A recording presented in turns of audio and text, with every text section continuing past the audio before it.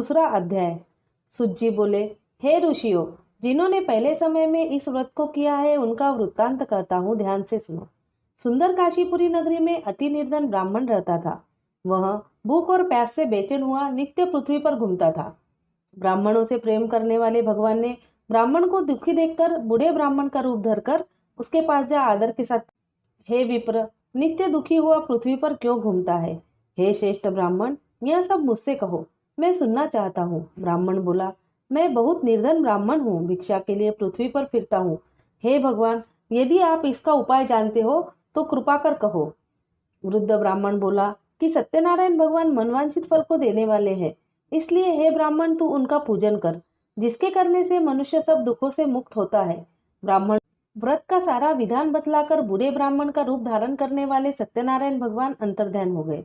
जिस व्रत को वृद्ध ब्राह्मण ने बताया है, मैं उसको अवश्य करूंगा। यह निश्चय करने पर उस ब्राह्मण को नींद भी नहीं आई। वह सवेरे ही उठ सत्यनारायण के व्रत का निश्चय कर भिक्षा के लिए चला।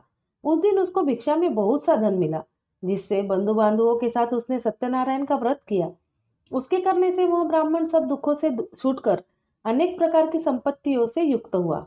उस समय से वह ब्राह्मण हर मास व्रत करने लगा। इस तरह सत्यनारायण भगवान के व्रत को जो करेगा सब पापों से छूटकर मोक्ष को प्राप्त होगा।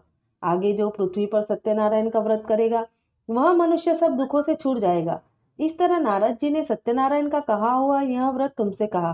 हे विप्र, अब मैं और क्या कहूँ? ऋषि बोले, हे मुनीश्वर, संसार में इस ब्राह्मण से सुनकर किस किसने इस व्रत को किया, हम वह सब सुनना चाहते हैं।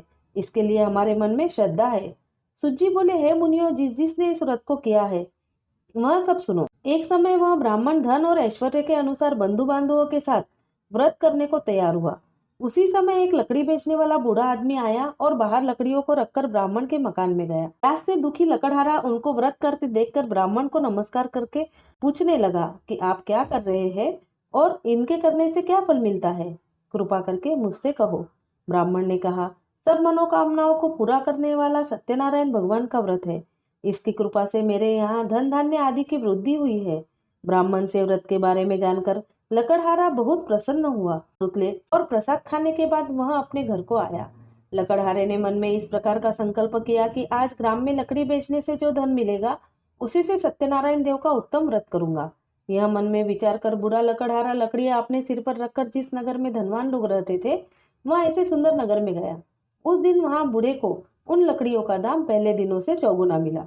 तब वह बूढ़ा लकड़हारा दाम ले और अति प्रसन्न होकर पक्के केले की फली, शक्कर, घी, दूध, दही और गेहूं का चूर्ण इत्यादि सत्यनारायण भगवान के व्रत की कुल सामग्री को लेकर अपने घर गया। उसने अपने भाइयों को बुलाकर विधि के साथ भगवान जी का पूजन और व्रत किया।